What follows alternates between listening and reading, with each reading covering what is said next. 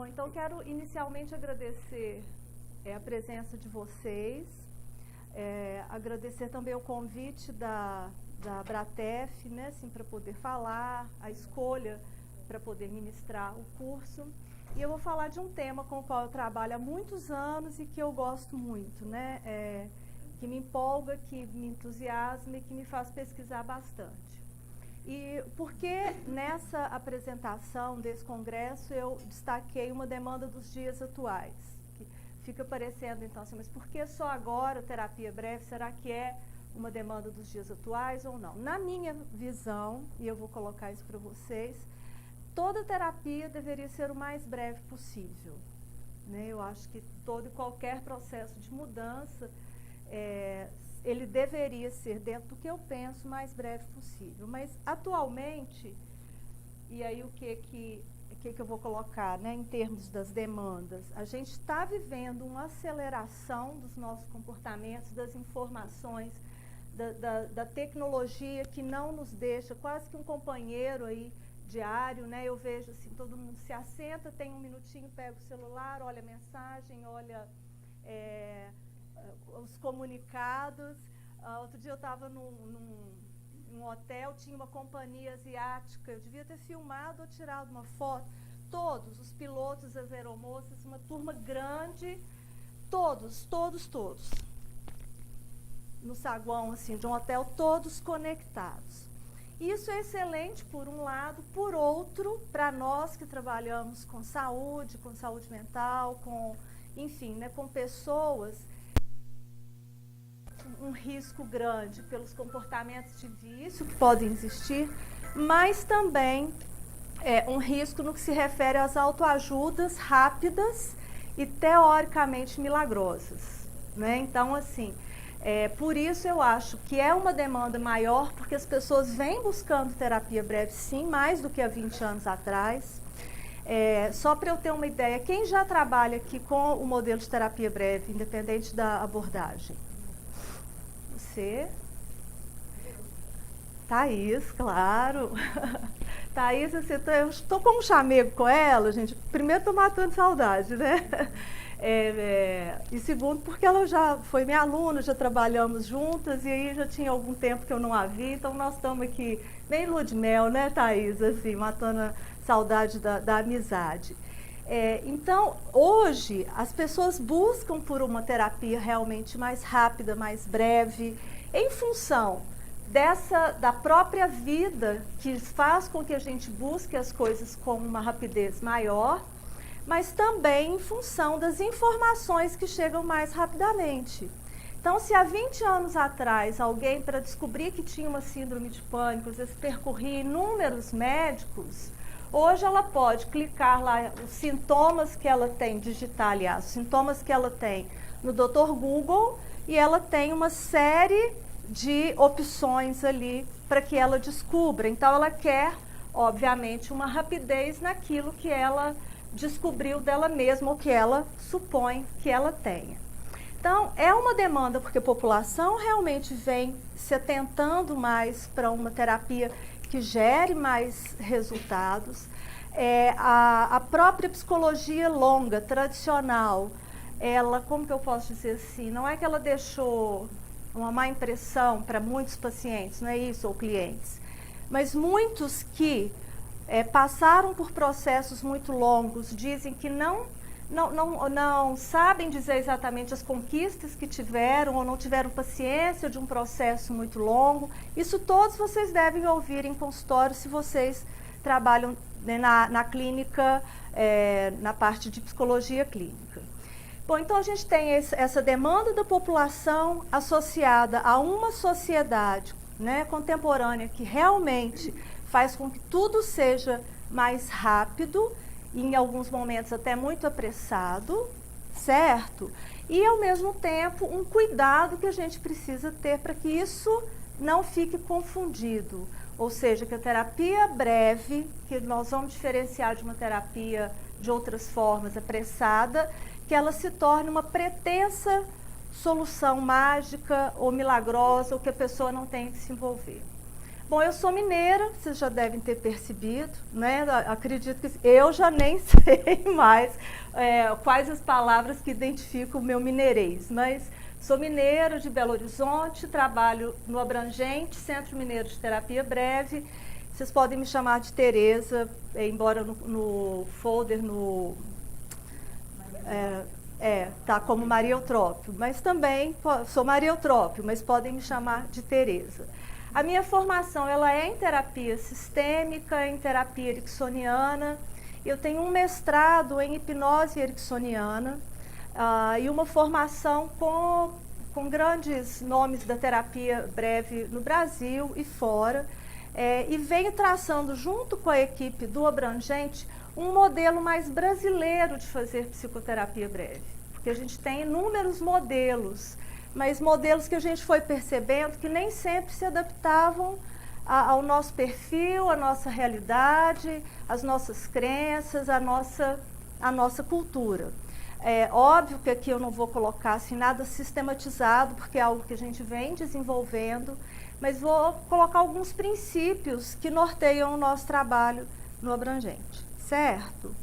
Bom, para começar aí, então deixa eu só apresentar um pouco dos objetivos, né? Que é apresentar as ideias a respeito de uma terapia de resultados, sem ser apressado ou focado em pretensas soluções mágicas, apresentar os princípios norteadores da terapia familiar breve pós-moderna e a terapia focada na solução como uma abordagem criativa e transformadora que alia reflexão, ação e mudança terapêutica. Todo mundo tem aí uma caneta, um papel, ou alguém precisa de papel sem caneta? Alguém tem uma caneta para emprestar? Você está sem papel e sem caneta? Você tem outra? Tá. Eu acho que eu devo ter alguma na bolsa também. Aqui não, papel eu trouxe, mas se puderem ser 2 papeizinhos. Eita, bom. Conseguiu um? Na caneta ela já conseguiu uma agora. Tá faltando? Você tem? Ó, você tem, você já... Quem mais é de Minas aqui? Isabela? Quem mais? Thaís, né? Que Thaís está com um pé lá e outro cá. E a Carol, né, Carol? Certo. Bom, então o que eu gostaria que vocês fizessem é um desenho, o primeiro que vier à cabeça de vocês. Deixem que venha um desenho da primeira coisa. E façam esse desenho da forma mais rápida que vocês conseguirem. Independente de que ele saia bonito, feio. O primeiro desenho. Primeira imagem que vier. Vamos lá.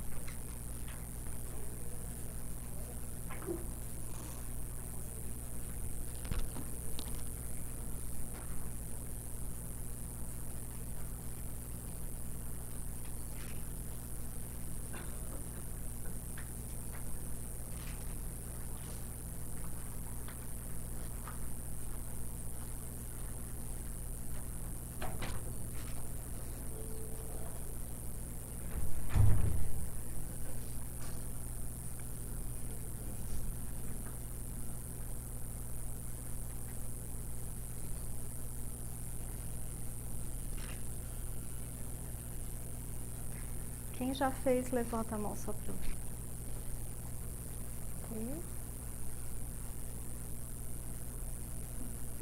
É bem rápido, gente, é rápido. Também, você também, aqui, Carol também, ok? Todo mundo? Bom, deem uma olhadinha aí nos desenhos de vocês. Só verifiquem aí como é que tá, se ficou ao gosto de cada um. Ao gosto, não. Não? Tá, como é que ficou? O que vocês acharam? Ficou faltando alguma coisa? Para o que você pensou, tá ótimo. Se poderia fazer melhor? Poderia? Tá. Então agora eu vou dar para vocês, no máximo 10 minutos, para vocês refazerem o mesmo desenho, o mesmo símbolo, dentro do prazo de 10 minutos.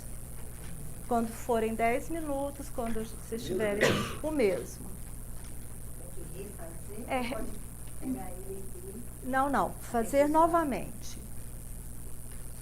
Aí agora você pode fazer o que você quiser, complementar, vocês vão ter 10 minutos. Você quer ser na sala Matisse? Isso. A gente trocou para cá, né? Não, peraí. Qual que está o nome na Matisse? Porque teve uma troca.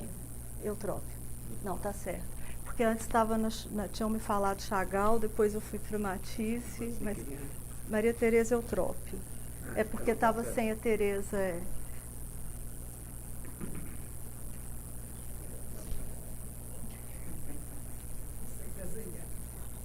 Não se preocupem com a beleza do desenho, não.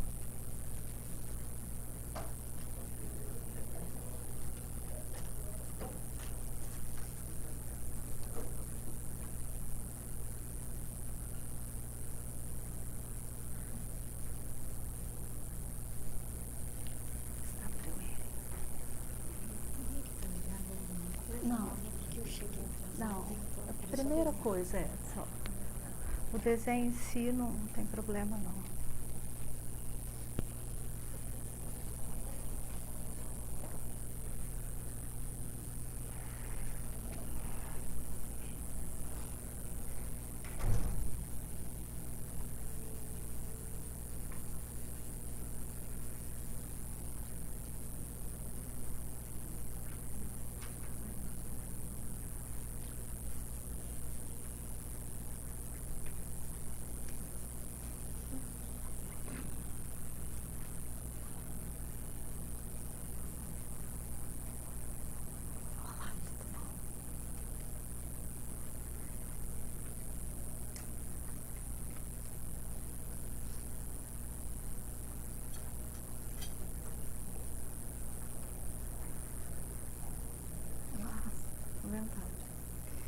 Tem lugar aqui, ali.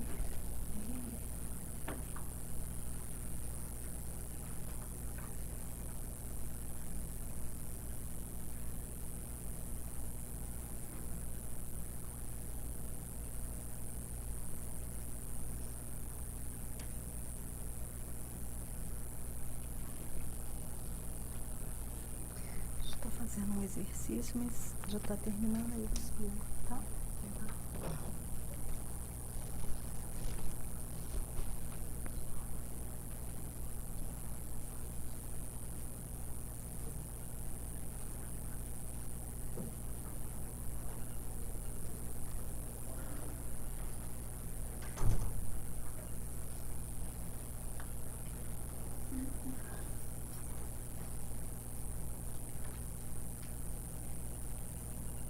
Assim, que eu pedi.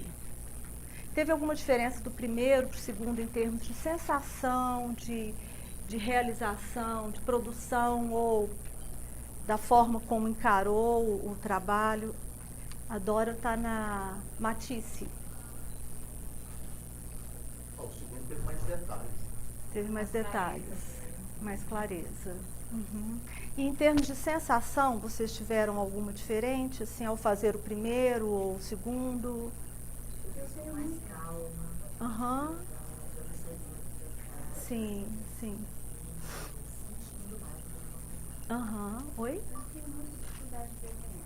Uhum. Sei que esses desenhos assim passou aí muito tranquilo. Aham.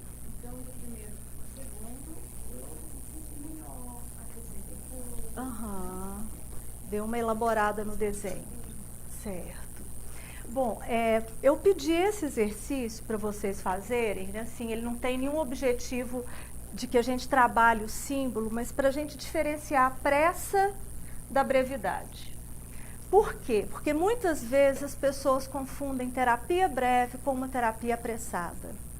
E essa ideia me veio, é um tema que eu desenvolvi já há alguns anos, em função de supervisões. Obrigada, Pedro. de supervisões da clínica em que um aluno disse, mas Tereza, eu já tenho 5 ou 6 sessões, não sei, com a pessoa, só faltam 8 sessões, não vai dar tempo. Falei, calma. Ele falou, mas como que eu posso ser calma? A terapia ela é breve. Falei, mas não é apressada. E aí eu falei, gente, e aí? É essa a ideia que muitas vezes as pessoas fazem e os profissionais têm da terapia breve. O primeiro desenho eu pedi que vocês fizessem com pressa, né? Então, você faz com pressa, você faz como, né? Como necessidade urgente de terminar, de chegar a algum lugar, de chegar a algum ponto, ou atingir um objetivo. Né? Então, os ditados populares muitas vezes falam isso, né? O apressado come cru. Embora outro dia eu tenha usado esse ditado com um garoto, um adolescente, e falou, mas e a comida japonesa? Falei, mas ela também precisa de um preparo, ela é crua, nem alguns pratos são, mas aposto que ela não foi feita com pressa. Aí eu já estou tendo que mudar esse ditado popular, né? Para algumas pessoas, para os adolescentes que atualmente gostam muito, os jovens, de comida japonesa, já não tem tanta utilidade. Então a diferença. Oi? E a pressa é inimiga da perfeição. Depois eu delimitei um tempo para vocês, né? Assim, eu pedi que vocês fizessem em 10 minutos. E eu tive a sensação, assim, como algumas pessoas fizeram até antes do tempo, que pareceram que esses 10 minutos ficaram longos, né? Assim, inicialmente pouco, mas depois uma coisa já estava suficiente. Muitas pessoas terminaram antes do prazo. Então, a pressa ela é diferente da brevidade, né? A breve, o sentido de breve, aí eu trouxe do dicionário mesmo, né? É que dura pouco tempo, que não é longo, curto, pouco extenso, pequeno, mas nem por isso é menos do que alguma coisa. Né? Necessariamente um desenho que tenha sido feito em 10 minutos significa que ele vai ser menor, pior, ou não vai ter um sentido para vocês ou uma qualidade em relação a um que você faça em 1 ano, 2 ou 3 anos. Então, o primeiro ponto que eu queria colocar realmente é esse, da gente diferenciar que terapia breve não é uma terapia apressada, não é uma terapia desembestada, como a gente fala em Minas, que você sai como um cavalo desembestado. Não é? É uma terapia objetiva, uma terapia focada. E dentro da minha prática, que iniciei na faculdade com terapia longa, né, eu fiz inicialmente minha formação mais voltada para Gestalt, e estava se iniciando na Universidade Federal a terapia sistêmica, familiar sistêmica, isso há 28 anos, quando eu me formei. Eu tenho estudos que eu vou fazendo assim, de forma informal, dentro da clínica, uma pesquisa informal, que os clientes do início, de quando eu trabalhava com a terapia longa, foram os que mais retornaram comparativamente dos que eu, a partir do momento em que eu comecei a trabalhar com a psicoterapia breve. Não que eles não retornem, nós vamos falar disso também, mas assim, eu pude observar assim, que há um retorno maior do que os que eu fui trabalhando de uma forma focada, de uma forma objetiva. Quando a gente fala, né, com vocês, assim, eu acredito que cada um tenha tido um interesse específico em vir para o curso, né? Assim, busca alguma coisa. E só você trabalha atualmente com a terapia breve? Atualmente eu estou na docência e supervisão, né? Mas eu gosto muito da psicoterapia, eu já pratiquei muito, atualmente através de supervisão. O que mais atraiu vocês em conhecer ou fazer o workshop, o mini curso aqui? Quem quiser falar, não precisa falar todo mundo. Acho que a demanda do mundo de hoje, da pressa, do pouco tempo, da indisponibilidade das pessoas, eu acho que acaba levando a gente a isso. Você já ter um começo e planejado. Sim.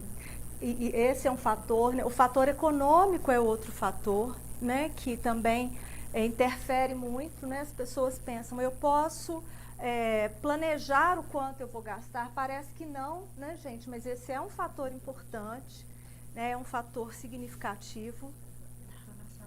Você queria fazer o da Dora. O da Dora está na Matisse. Imagina, que é isso. Então, olha só, tem esse fator, né?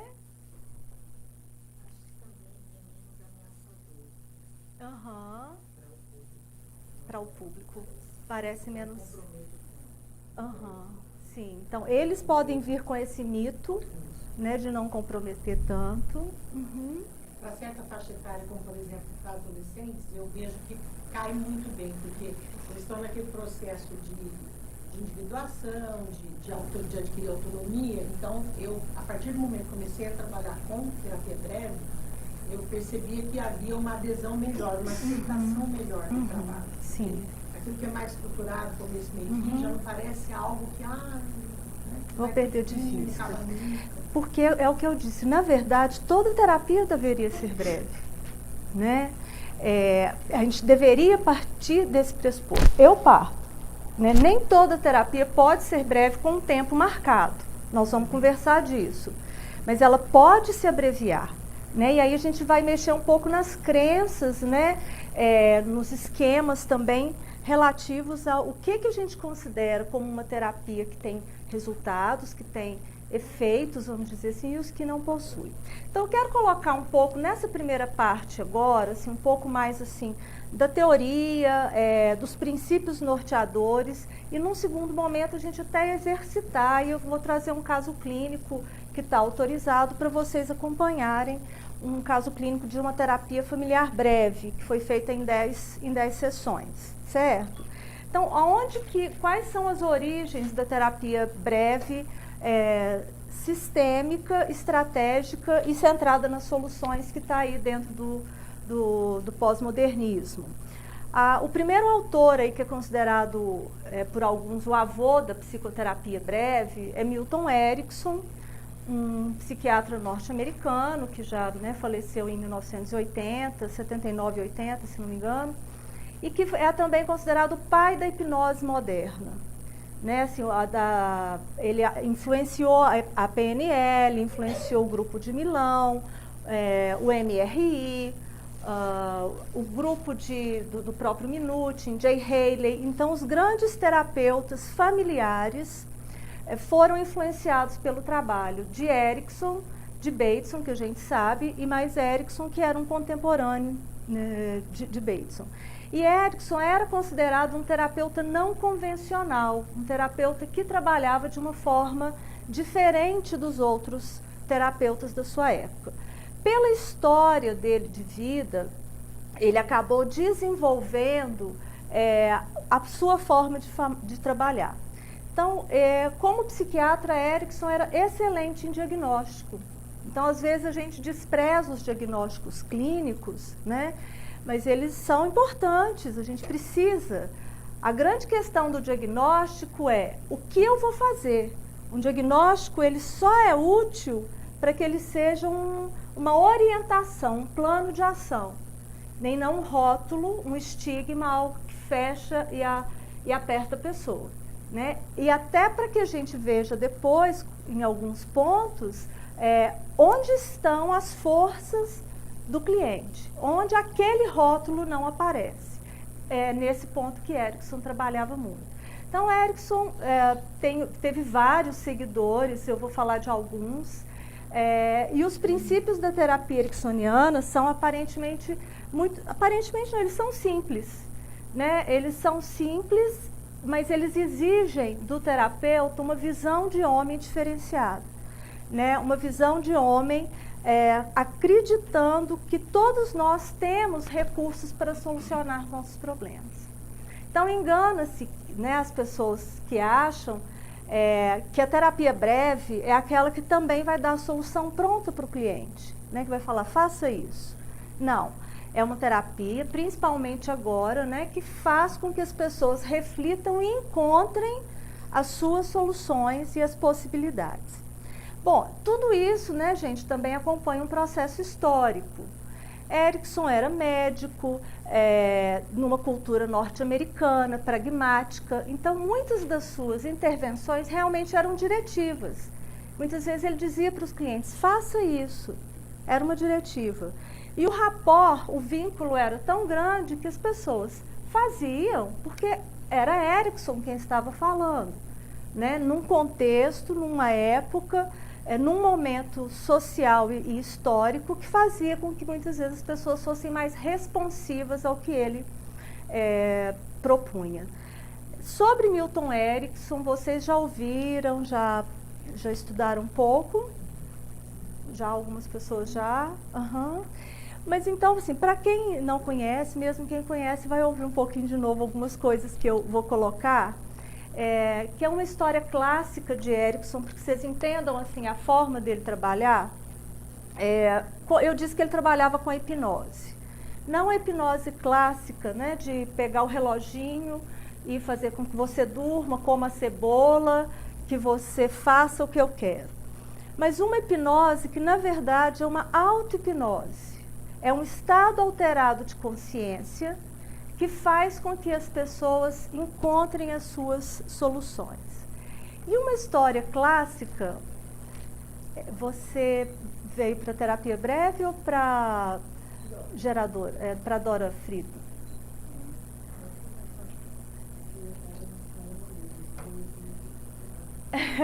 É porque fizeram a troca de sala, tá? Mas eu acho que o pessoal não olha, né? Ela produz o vídeo, mindfulness, né? Então, ele trabalhava com esse estado alterado de consciência como um recurso, uma forma para que as pessoas encontrassem os seus recursos de saúde, o seu potencial, as respostas e as soluções.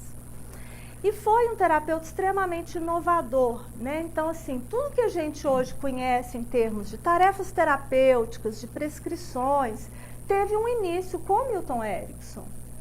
Né? A parte comunicacional, a forma das intervenções terapêuticas, teve um início no trabalho dele.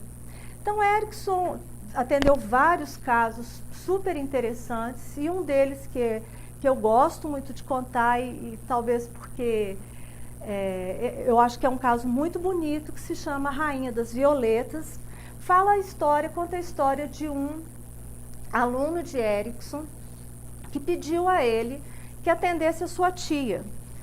Essa tia se morava em Milwaukee e estava, segundo o sobrinho, muito deprimida. Bom, então Erickson ia fazer uma palestra, um congresso, alguma coisa assim em Milwaukee, e o sobrinho fala: doutor Erickson, o senhor pode atender minha tia? Ele diz: ok, né? Foi até a casa dela para atendê-la lá. Então Erickson conta que ficou horas conversando com essa senhora e realmente percebeu que ela estava num estado de depressão, ela tinha os sintomas de depressão. Mas ele não conseguia nenhuma porta de entrada para fazer algum tipo de intervenção, até pensando que ele ficaria só aquela tarde com aquela senhora. Então, embora ele tivesse muitas dificuldades físicas, porque Erickson teve várias crises de poliomielite, ele pede a essa senhora, ele tinha uma dificuldade de andar, né? Pede a ela que o deixasse visitar a sua casa. E então ele visita, anda, olha a casa e tudo, e fala que a casa lhe pareceu muito cinza, tudo muito sem vida, tudo muito escuro. E até que ele chega num jardim de inverno. E nesse jardim de inverno ele vê vários vasos de violetas plantados. E aí ele falou: eureka, né, ideia. Você que estava no curso da Dora também, uma aluna fez algo parecido com o que Erickson fez. Você lembra um caso que ela contou, né? E então Erickson pensou, falou: bom, quem é essa senhora?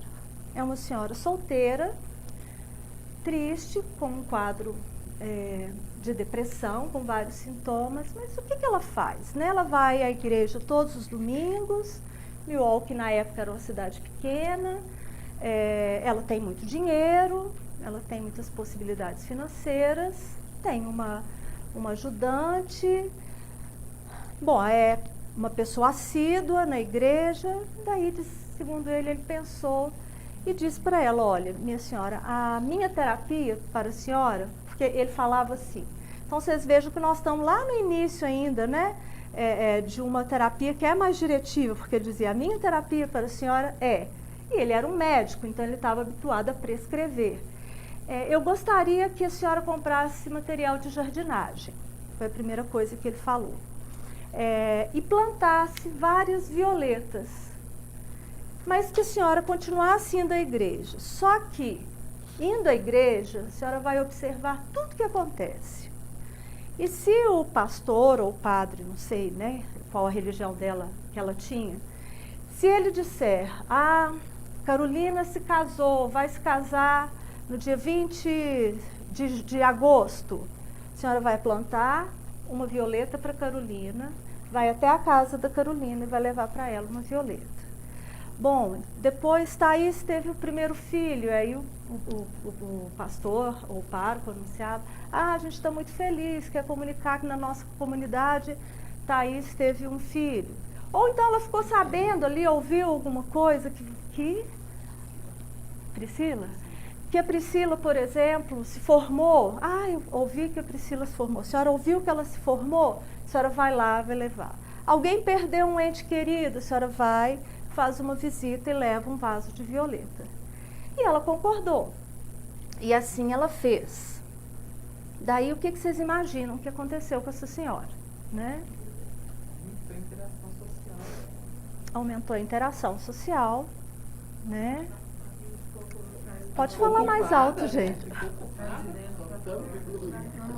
Ocupada, motivação. Oi, Thaís. Desfocou no negativo e foi para fora, olhou para o... Exato, desfocou no negativo, olhou para fora. O que mais, gente? Aumentou a interação, né? Ela começou a se sentir inserida no meio, ela estava presente, mas ela não se via dentro do processo. Exato. Ela ia de corpo, né? Mas talvez ficasse invisível, né, aos olhos dos outros. E quando ela faleceu, o obituário dela, né, foi escrito assim no jornal, Milwaukee está triste, pois toda vez que eu conto essa história eu arrepio, pois falece a rainha das violetas africanas. Né? Então, de uma senhora deprimida, sozinha, ela se tornou a rainha das violetas africanas de Milwaukee. Né? Então, assim, é um caso que se alguém tiver tempo um dia e quiser assentar para esmiuçar os vários pontos que uma intervenção, né, atingiu, então, se a gente olhar pelo lado cognitivo, à medida em que ela fica ocupada, né, e ela fica menos interna, ela diminui os pensamentos automáticos negativos. Então, nós estamos olhando pelo viés da terapia cognitiva. Né? Se a gente olha, então, pelo viés da terapia interacional, né, ela passou a ter mais pessoas. Se nós vamos pela psicologia positiva, ela descobriu algo positivo que deu sentido à vida dela, né? Porque geralmente o que leva muito à depressão é a falta de sentido, né? Então ela teve sentido e ele não trabalhou a patologia, ele trabalhou a saúde, ele trabalhou onde ele viu vida, onde ele viu possibilidade. Então é um caso extremamente interessante porque a gente pode esmiuçá-lo e encontrar aí uma intervenção que atinge múltiplos níveis. E esse era um aspecto de Erickson. A comunicação dele era uma comunicação que atingia múltiplos níveis. Né? Não só através das tarefas, mas das histórias, atingir um ponto que houvesse uma repercussão. Então ele fez uma terapia breve, uma terapia de uma tarde. Vocês podem me perguntar, será que ele não conversou com ela? Óbvio, ele ficou horas conversando com ela. Né? Me parece, pelo que eu me lembro da leitura, né, desse caso, sempre ficou uma tarde com ela. Então ele fez um rapport, ele não chegou e deu essa prescrição do nada. Houve, no caso dela, uma aceitação, uma motivação para a mudança, certo? E partiu, mas em função de algo que ela já fazia, né? De algo que ela já tinha, que ela sabia fazer, mas não sabia que sabia. Então, os princípios da terapia breve, né, nasceram com, na minha opinião, um dos maiores gênios em termos de psicoterapia, que é Milton Erickson. Quando vocês puderem, leiam alguma coisa dele. Tem um livro do Depois, se quiserem, eu mando uma bibliografia básica, né, do Jeffrey Zeig, que é um livro simples em termos de leitura, que é Vivenciando o Erickson, que conta vários... Vivenciando o Erickson. São vários casos, mas que ele fala assim, da forma de Erickson trabalhar. Né? E é um autor, às vezes, mal compreendido, taxado muitas vezes como muito diretivo, mas realmente era em função da própria época na qual ele vivia. Né? Embora ele tenha uma passagem dele que ele fala assim, quando Jay Haley foi falar para ele da primeira cibernética, da homeostase, da resistência das famílias em mudarem, ele disse, não é uma boa teoria. E Haley fala, como, doutor Erickson? Nós estamos descobrindo, né, que uma coisa maravilhosa, que as famílias buscam a homeostase, que elas resistem à mudança. Ele falou, por isso não é uma boa teoria. A resistência à mudança que vocês veem, na minha concepção, ela não existe. A família age como ela consegue agir. Né? Vocês estão vendo a resistência. Se vocês veem, a resistência vai existir. Né? Mas, enfim, foi necessário que houvesse primeira cibernética para a gente ultrapassar aí para um segundo momento e continuar evoluindo. Então, era um cara que via sempre um pouco à sua frente no tempo, na forma de fazer terapia. Então, às vezes, ele perguntava para alguém que vinha com uma fobia, tem um caso de uma garota que é a moça da cadeira verde, que ele fala, em quanto tempo você quer acabar com a sua fobia? E ela fala, olha, eu quero acabar com tantos encontros, porque eu preciso. Tá muito frio aí? Tá. E aqui até que nós... Talvez, assenta aqui, que aqui na frente está bem... Então, dá uma aumentadinha na temperatura. Aqui, por exemplo, onde eu estou, está quente, mas... É porque está indo direto, né? Ah, tá indo direto. Tá bom. 22, 24, tá bom? Tá ótimo. Tá ótimo, porque eu tô suando aqui, ó. Tá ok, eu acho, né? Aí qualquer coisa a gente vai ajustando. Então, bom, esse livro do Jeffrey Zeig, que é um dos discípulos de Erickson...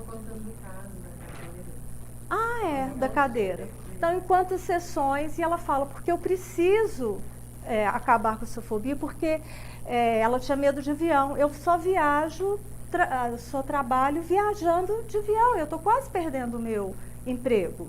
Então, ela tinha uma motivação muito forte, e é um caso onde ele faz um deslocamento da fobia para a cadeira verde, que era uma cadeira que tinha no consultório dele. Então, ele faz um transe hipnótico e diz para ela que todo aquele medo iria ficar ali na cadeira verde. Você conhece esse caso, né? Ia ficar na cadeira verde. Tanto que numa sessão que ela volta depois, um dos alunos do Erickson que ele estava fazendo... não sei se agora eu estou em dúvida, se era um grupo que ele estava apresentando, fazendo uma demonstração, ou se o próprio Erickson foi se sentar na cadeira verde. Ela disse, não senta aí não. Nessa cadeira aí, eu passei uma fobia para lá. Ela, não assenta aí não. Né? Então, assim, ali ele focou no sintoma, resolveu o sintoma. Mas a gente estudando os casos dele, vê que são intervenções que vão muito além do sintoma. Né? Essa foi uma moça que deu continuidade ao processo com ele, mas que ele dá voz ao cliente de como ele quer resolver isso em quantas sessões. Bom, a partir do trabalho de Erickson... Você sabe quem é o autor que desse nome? Jeffrey Zeig, põe Z-E-I-G. Eu não sei se o... Minha Voz Irá Contigo também, né? O Minha Voz Irá Contigo também é um livro bom, são várias histórias que ele conta aos clientes. Minha Voz Irá Contigo. Minha Voz Irá Contigo, deixa eu lembrar que não é do Zeig, não. Acho que é do Sidney Rosen. Sidney Rosen. Minha Voz Irá Contigo. É bem gostoso, é bem tranquilo. Olá, Moisés, tudo bom? Rosen, isso. Bom, aqui então a gente tem alguns dos principais autores que eu falei com vocês da terapia, tiveram uma influência na terapia breve. Né? Então, a gente tem o Gianfranco Cecchin, lá na pontinha, né, que foi um dos pais aí, né, da terapia do grupo de Milão, né? A Chloé Madanes, da terapia estratégica, Richard Fish, do MRI, Angela, Zezé, Lilian, eu, Jay Haley e o Steve DeShazer, né? Se não me engano, só a Chloé Madanes que ainda não faleceu, os outros já são, né, todos falecidos. Esse é um congresso internacional de terapia breve que teve aqui em São Paulo em 96. Eu ali espremidinha, né? Então, a foto bem antiga, né? Eu tive que escanear, eu trouxe só para vocês verem. A gente vai falar muito do Steve DeShazer, que trabalha com a terapia centrada nas soluções. Até aqui, ok, gente? Podemos passar? Bom, então é o que eu disse no início, né? Assim, a minha pretensão por trabalhar em Belo Horizonte já há anos com a terapia breve, necessariamente não é trazer um modelo pronto, mas falar de como que a gente, no abrangente, procura realmente seguir alguns princípios que norteiam a terapia breve. Então, algumas pessoas dizem, mas eu sou da terapia cognitiva, eu uso psicodrama, mas se você tem uma epistemologia ou tem uma visão de homem que segue dentro dos princípios da terapia breve, você não precisa jogar fora, né, a bacia da água com o bebê que você está dando banho. Você joga a água e fica criança, né, que é um outro ditado popular aí. Então, dentro dos princípios norteadores, tem um artigo que eu acho super interessante, alguns artigos, mas eu vou citar principalmente um, da Maria Luísa Thielé, que é do Rio Grande do Sul, onde ela faz uma retrospectiva bibliográfica a respeito da terapia breve, várias pesquisas que vão mostrando a média de tempo que as pessoas ficam na psicoterapia. E dentro dessa revisão bibliográfica, alguns autores constataram que a média era de 8 sessões que os clientes ficavam e não abandonavam a psicoterapia quando ela não era uma psicoterapia, mesmo não sendo uma psicoterapia de tempo limitado ou com metas definidas. Mas o que mais me chamou a atenção dessas pesquisas é esse último da Clínica Escola do Rio Grande do Sul, que diz, as terapias, né, Maria Luísa constatou isso, as terapias se encurtam nos períodos em que há maior procura, quando os terapeutas estão mais ocupados, havendo maior necessidade de vagas para a terapia. E como as terapias se alongam nos períodos em que há o fluxo contrário de menor procura e maior deserção de pacientes. Carol, que trabalha com a clínica escola, não sei se você observa isso na Newton também. Né? Então, assim, como que a gente, né, ali o terapeuta, então, estava interferindo na forma de trabalhar? Que diferença que foi essa que teve aí? Né? Por que as terapias se encurtam? Então, assim, a atividade, a forma como os terapeutas provavelmente lidavam com os processos terapêuticos fazia com que eles fossem mais breves, certo?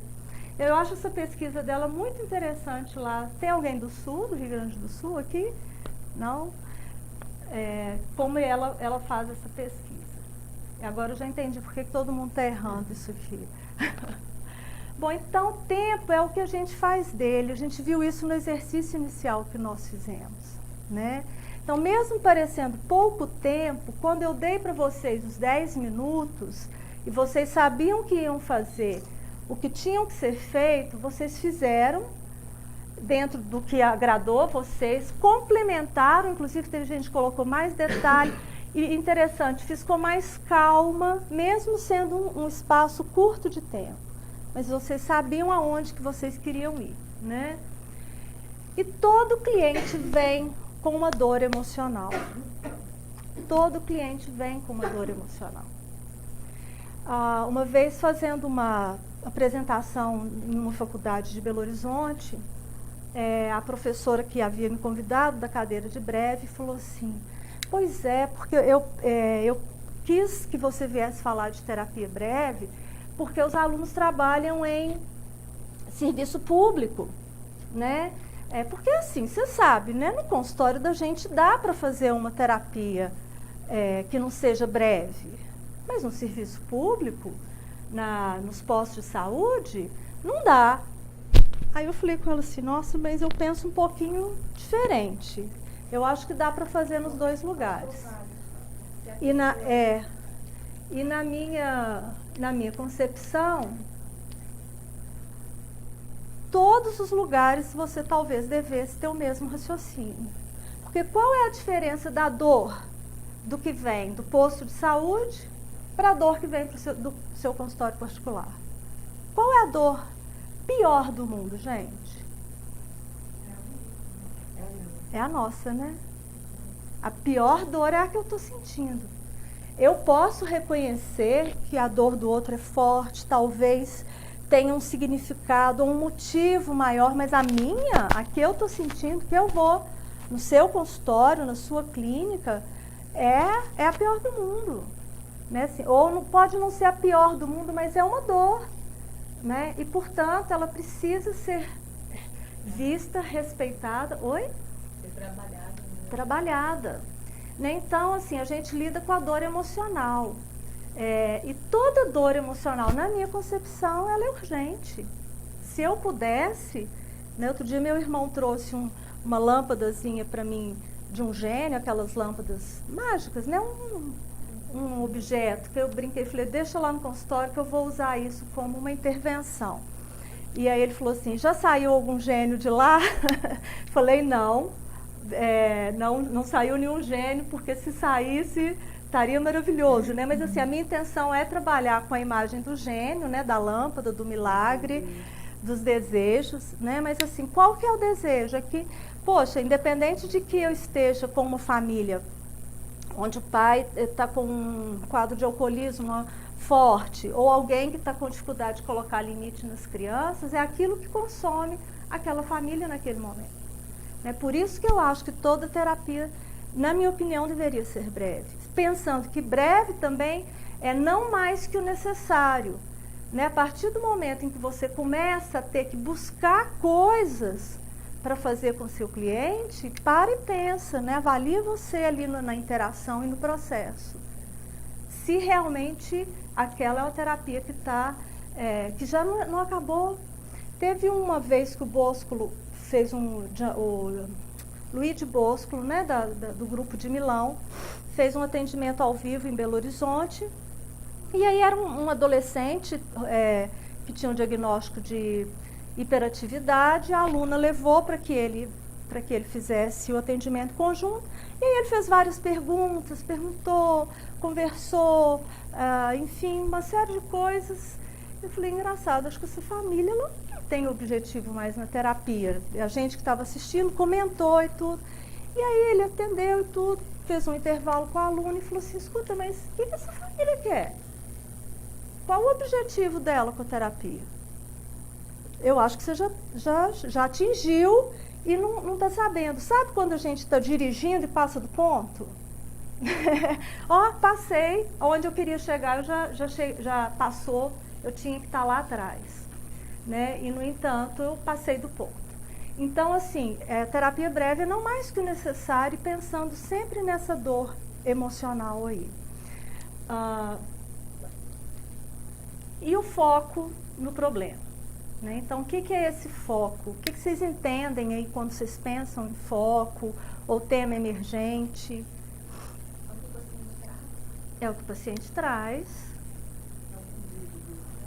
É o pedido dele.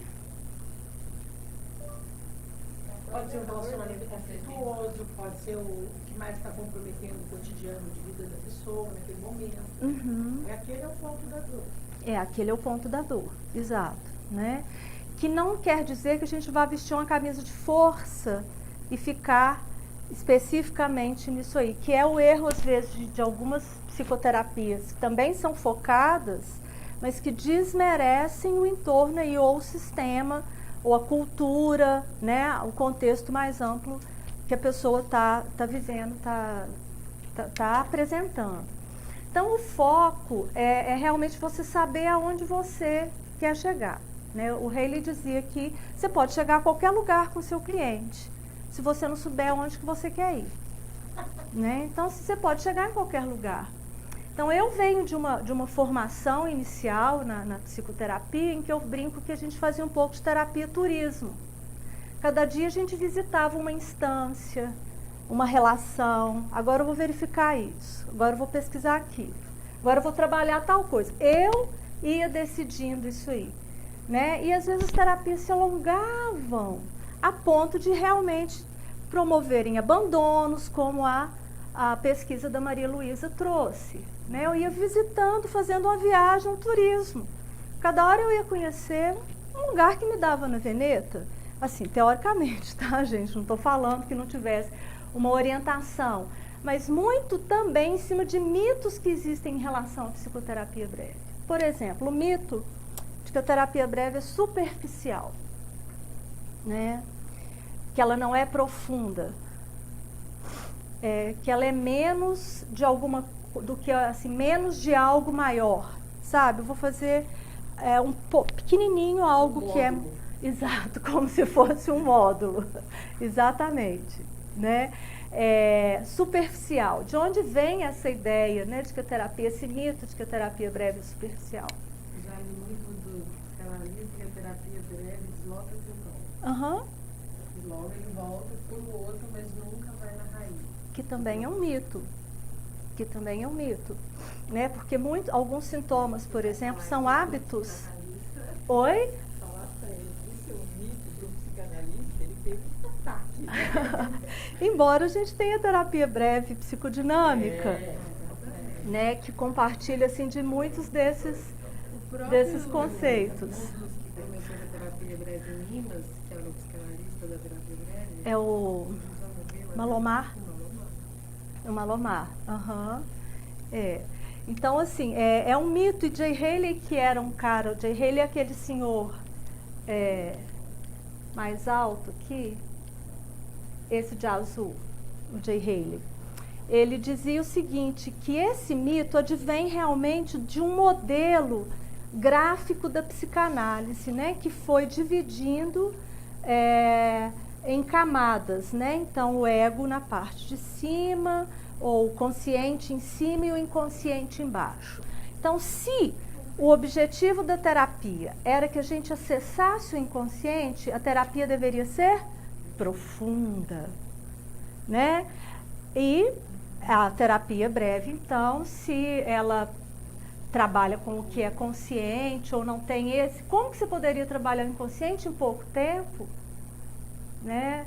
Sendo que às vezes a gente tem coisas na nossa vida que nos fazem ter insights ou mudanças que são terapêuticas e que não acontecem no consultório de psicologia, de psicanálise, de terapia. Ontem mesmo, participando com a Marilene Kron de uma vivência, nossa, um negócio que estava assim, falei, gente, brinquei.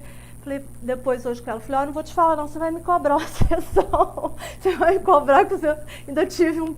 E assim, é porque estava ali, né, e algo foi terapêutico. Então, Jay Haley fala o seguinte, eu gosto muito dessa questão que ele põe assim, que esse mito, ele advém muito disso. E se Freud tivesse pensado que o inconsciente é do lado direito e o consciente do lado esquerdo, nós teríamos terapias direitistas e outras esquerdistas, já que a gente tem terapias superficiais e profundas, né? Então, a gente vai ter terapia direitista, esquerdista. Não quero dizer que todo processo breve realmente seja um processo que vai ser eficaz, que vai levar o cliente a ter conquistas, não. Né? Ou que, como uma psicoterapia prolongada, também não tem não pode assegurar pelo simples fato de ser isso ou de ser aquilo. Então, a postura do terapeuta, as intervenções que ele faz é que fazem com que isso aconteça também, né? Então, era só para mostrar o Jay Haley. E esse foco, a gente vai trabalhar as metas no segundo momento.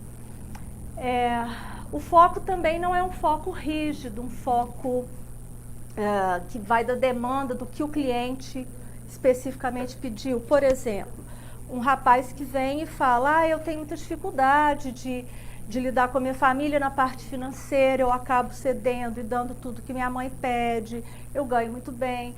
E é isso que eu vim trabalhar na terapia. Ele vem com uma coisa bem clara, que é raro, né? As pessoas não chegam muitas vezes com essa clareza. E uma sessão, 2 sessões, e eu via que a coisa não fluía. O corpo dele não falava que aquilo estava indo, as minhas intervenções. E eu falo, olha, tem mais alguma coisa que seja importante para o processo que você ainda não me falou? Eu estou com essa sensação, mas eu queria que você me dissesse. Ele fala, na verdade, Tereza, eu estou com esclerose múltipla. E eu estou com muita dificuldade de assumir isso para mim. Eu estou pensando como eu vou fazer com essa família que eu acostumei mal a ter tudo isso, porque eu estou com medo de perder o emprego, porque se eles souberem que eu estou com esclerose múltipla, pode ser que eu, inclusive, seja demitido. Então, na verdade, o que me trouxe foi isso, né? Então, o nosso foco muda completamente. Né? Assim, aí nós dois vamos negociar e conversar o que é que a terapia pode dar, pode ajudá-lo em quê? Né? Em qual momento, de que maneira, de que forma. Né? Então, não quer dizer que isso seja uma camisa de força. Até aqui, gente, vocês querem colocar alguma coisa, perguntarem, darem exemplos? Se tiverem, Carolina, Thaís, o pessoal, algum exemplo pode dar, tá? Eu queria só fazer uma questão. Você falou assim da terapia breve, na questão dos limites. O que eu tenho observado que é uma vertente que está crescendo muito na psicologia, né? E assim, para mim, eu tinha como mito, né? Porque eu não conhecia todas não, mas pelo menos essas técnicas que você me falou, da forma de trabalhar. E eu pensava por um outro contexto psicanalítico, freudiano, então eu já estaria de meu preconceito. Mas eu também na faculdade tinha, eu tenho um texto que eu guardei até hoje, contrário à terapia breve, contrário à hipnose, que depois eu vim fazer uma formação. Eu guardei, meu professor Rogério Liffnegger, que é meu amigo até hoje, falei, não, Rogério, esse eu vou guardar escritinho na mão, que bom que a gente muda, né, e vai ampliando as nossas visões. Sim, e não estou querendo também dizer que seja a salvação, né, assim, panaceia para todos os males. De cada caso em caso, varia muito do paciente, da demanda que ele está trazendo para a gente no momento. Sim. Está pedindo que seja uma coisa mais rápida, né? Eu acho que depende muito da forma que ele está trazendo. E o nosso povo, né, assim, a nossa cultura brasileira também, ela é bastante diferente, ela precisa que a gente desenvolva, como a gente já tem hoje, aqui no Congresso você vê quantas produções maravilhosas, né, dos nossos terapeutas que se adequam à nossa realidade, porque muito do que vem da Europa e dos Estados Unidos não tem a ver com a nossa realidade. Por exemplo, a gente, se um dia vocês puderem assistir um vídeo do Luigi Boscolo, né, italiano, atendendo uma família, é diferente, né, assim, ele inicia, vou começar até do contato, ele inicia formal, né, dando a mão, e ele termina o povo agarrando, beijando, batendo nas costas, né? A esposa dele ainda comentou comigo, olha, na Itália não existe isso, né? É diferente. Aí ela ainda estava sentada do meu lado, ela falou, o Luigi deve estar assim, meio surpreso, isso tem muitos anos, né? Mas assim, o garoto que ele estava atendendo no final falou, o senhor tem e-mail? Eu posso me comunicar com o senhor por e-mail? Ele, claro, posso. Mas são culturas diferentes. Então, por exemplo, o próprio uso do espelho, que hoje a gente, pelo menos em Belo Horizonte, não tem isso assim mais, a não ser para aprendizagem, não funcionava muito com os brasileiros. Né? Assim, aquela separação inicial para o aprendizado do aluno, porque eles iam lá e falavam, vem gente, tchau, né? Tudo bom? Não sei, na Newton tem, Carol, espelho? Não, né?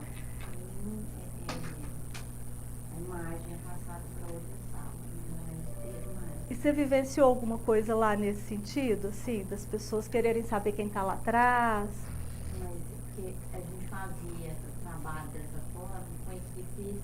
Reflexiva? Ah, tá. Então a família vinha conhecer Ipe, os meninos, né? As crianças da família davam tchau mesmo na câmera. Dando tchau pro pessoal que estava na outra sala. E quando a gente trabalhava também com a equipe reflexiva dentro da sala, que teoricamente teria que ficar mais afastada, muitas famílias falavam, gente, antes do terapeuta, e você, de óculos, o que você pensa? Né? Qual que é a sua opinião? Certo? Numa família alemã, as pessoas esperam um responder o outro, né? Alguns atendimentos que eu assisti, né? Do check-in, por exemplo, ele perguntava, Daniela, o que você pensa que a Samantha pensa a esse respeito? Né? Então, uma pergunta circular, e a Daniela dizia, pergunte você a ela tem a capacidade de responder. Né? Então, o check-in falando, né, dessas diferenças culturais, eu falei, nossa, aqui como que nós agimos? Além de muitas vezes a Samantha falar o que ela acha que ela pensa, o outro lá, deixa eu falar também. Né? O brasileiro é muito de quem conta um conto, aumenta um ponto, eu também tenho um caso para falar, é mais participativo. Então, estou colocando assim, muito rasteiramente essas diferenças culturais, porque a gente precisa desenvolver mais essa terapia brasileira, né? Assim, de respeitar o que a gente produz. Né? A gente valoriza extremamente o que é produzido, né, fora. Mas assim, as nossas produções aqui são muito bacanas demais, são muito boas e muito eficazes, né? Então, nós vamos trabalhar com definição de metas. Oi? Você vai voltar aí? Mas pode falar. Eu gostaria que você falasse um pouco mais do foco para a terapia familiar. Aham. Como fica a eleição desse Foco. Geralmente as pessoas vêm, exato, em função de um problema. Mas aí está junto com as metas, né? Então, alguém dê um exemplo aí de alguma família que vocês têm, ou algum casal. Eu tenho uma família que chegou agora, por exemplo, com uma criança de 9 anos, com uma dor intermitente no pescoço, de vários exames, nada, e uma dor que não quer de fazer tudo, incapacitado. Tá. E aí ele veio para terapia, tá? Ele veio porque o pedido dos pais era, porque ele já tinha feito tudo, os médicos falaram, agora só falta o psicólogo. Então o pedido acaba com essa dor, a gente quer que essa dor pare. Sim. Então já tem uma hipótese inicial que a dor tem um fundo, como dizem, né, os leigos, um fundo emocional. E aí, se você então está com essa família toda, né, essa é uma família que já vem com um foco ou um pedido mais ou menos específico. Só que a gente trabalha de uma forma muito objetiva em termos assim, o que essa família quer ganhar, quer conquistar, na verdade, acho que é uma palavra melhor, com o processo terapêutico. Né? Então, assim, e se temos lá o que é pai, mãe, filho? Filho único, os três. Né? Então, suponhamos, o que eles falariam, Thaís? Se você perguntasse, Que ele volte a ir para a escola, que ele volte a dormir na cama sozinho dele, porque no contexto da família o pai viaja de segunda a sexta, então o filho passou a começar a dormir devido às dores. A mãe deixou com a mãe, o pai volta, final de semana ele bastante, que aí ele quer dormir, o pai não deixa, não vai mais para a escola. Antes de ir para a escola, dor de cabeça, vômito, desenvolveu uma fobia, né? Então, achava que era fobia escolar. Sim, então aqui a gente começa a delimitar um foco, né, das relações familiares aí também. E além disso, assim, começamos a definir algumas metas. Qual que é a conquista? Que ele volte para a escola e volte a dormir na cama dele. Isso falaria quem? O pai, a mãe ou a mãe? O pai estava na sessão? Tava. E o pai falou o quê? O pai falou...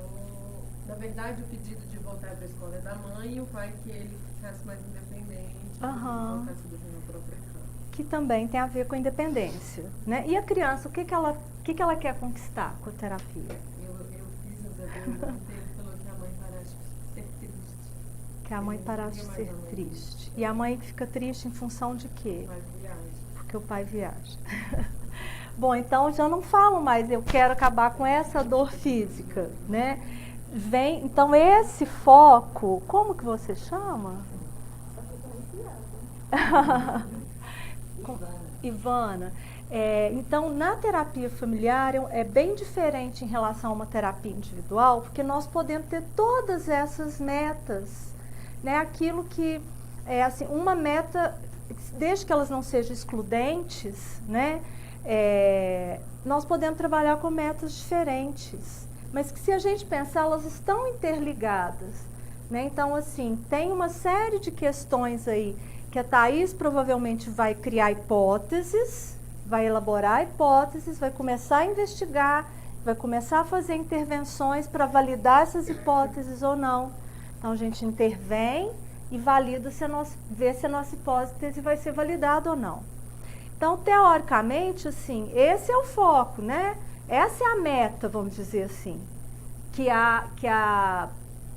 ele volte a ir para a escola, que ele volte a dormir sozinho. E será que ele fazendo isso tudo, a mãe vai deixar de ficar triste? E será que a mãe deixando de ficar triste, o que vai mudar na vida dele também? E aí nós vamos fazer perguntas, né? Então, dentro de uma terapia estratégica estilo MRI, talvez, né, assim, mais de primeira sistêmica, talvez fosse, né? Coloque que ele durma segunda, quarta e sexta, aí já seria até mais o grupo de Milão, né? Mas assim, segunda, quarta e sexta na sua cama, terça e quinta sozinho, ou 10 minutos na sua cama, ou uma intervenção paradoxal. Talvez fosse algo mais diretivo, sem ouvir a família, né? Aqui a gente vai sempre ouvir, ter essa escuta para o que a família traz, colocar sua impressão também, porque às vezes o cliente te traz uma meta, ou a família te traz uma meta que não é possível, né? Se eu tenho um casal onde o João quer separar e a Maria quer resgatar o casamento, difícil, né? Aí são metas excludentes. Eu, terapeuta, não tenho como definir por eles isso. Né? Lá atrás você falou, né, da questão da meta, porque tem a diferença da queixa para o pedido. Quando exato. chega a queixa, a gente transforma em pedido. Aham, exatamente. E que isso seja solucionável. Então, às vezes, a gente tem exemplos interessantes. Uma senhora, uma vez, me disse, olha, eu quero beber até um ponto, eu quero beber, mas sem me alterar. Eu falei, eu também. Mas eu brinquei com ela, eu também. Agora, na época não tinha, né?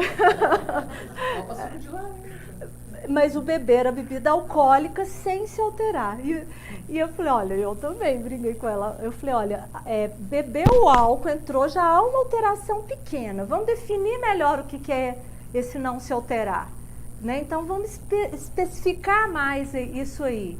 Ah, Tereza, sabe o que é? Eu sou professora universitária, e aí eu saio com os meus alunos para os churrascos, aí eu dando a falar bobagem, e no outro dia eu estou morta de vergonha. Então eu não quero isso. Bom, aí, Ivana, olha o foco.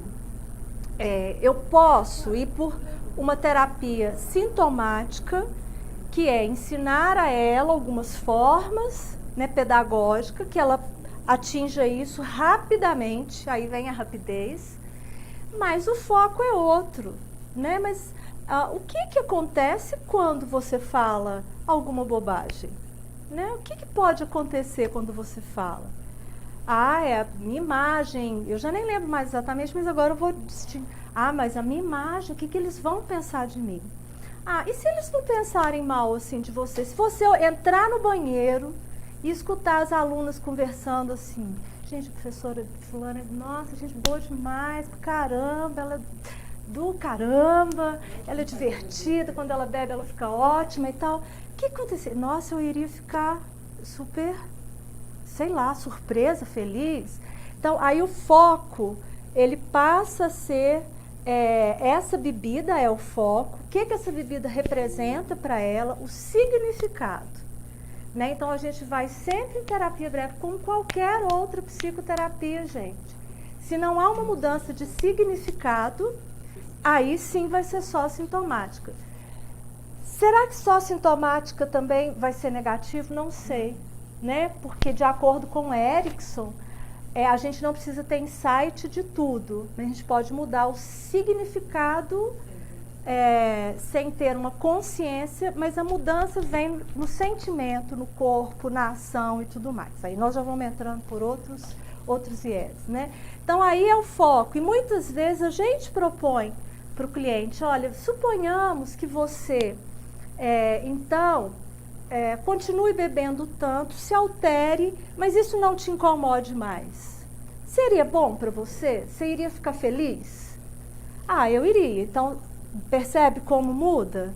Então, a meta, ela é definida também muito de acordo com a hipótese que o terapeuta tem. Na hora que a pessoa traz a meta, você já começa a fazer as suas hipóteses. Só que você não vai esperar 3 sessões, 4, para fazer um diagnóstico inteiro para começar a intervir.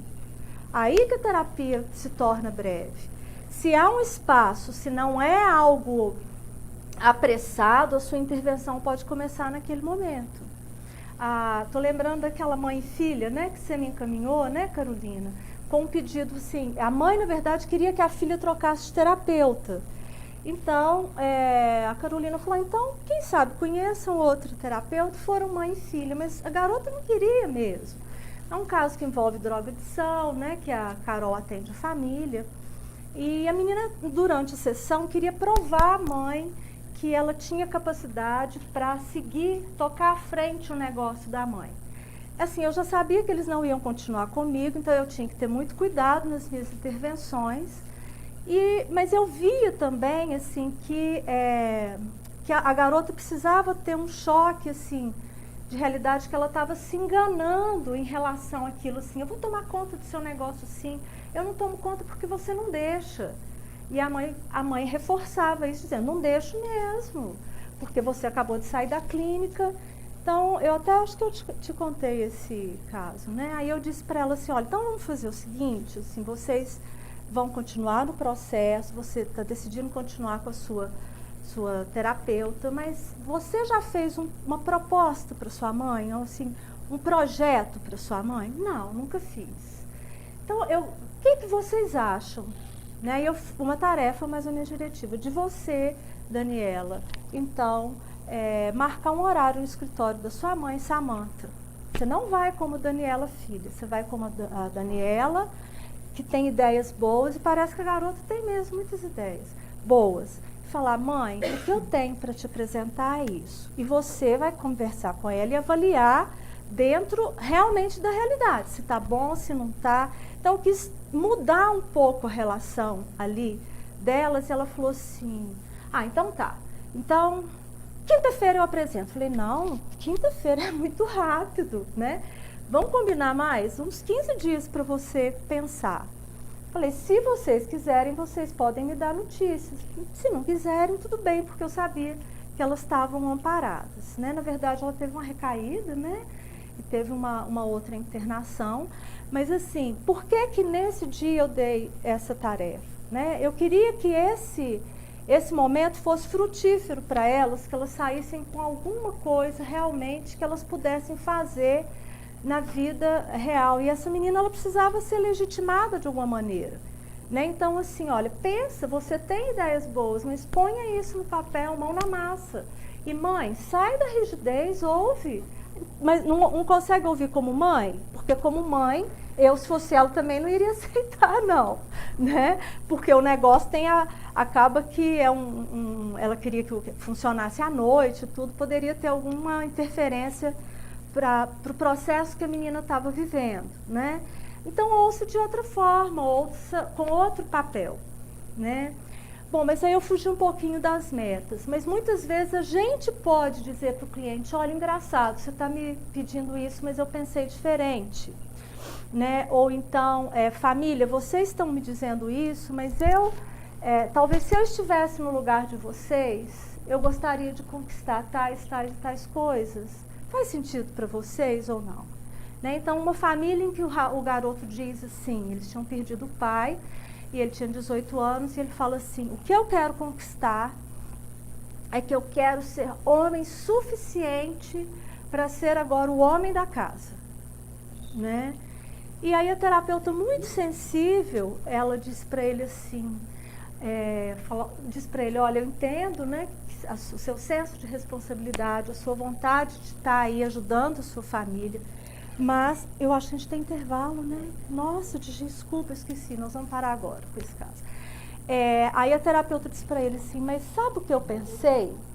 E se fosse o contrário? Ou se fosse isso mais alguma outra coisa? E se além de ser um apoio agora para sua família, você também conquistasse com a terapia a possibilidade de, apesar do seu pai ter morrido, você conseguir viver os seus 18 anos, sair com seus amigos, ter a sua turma.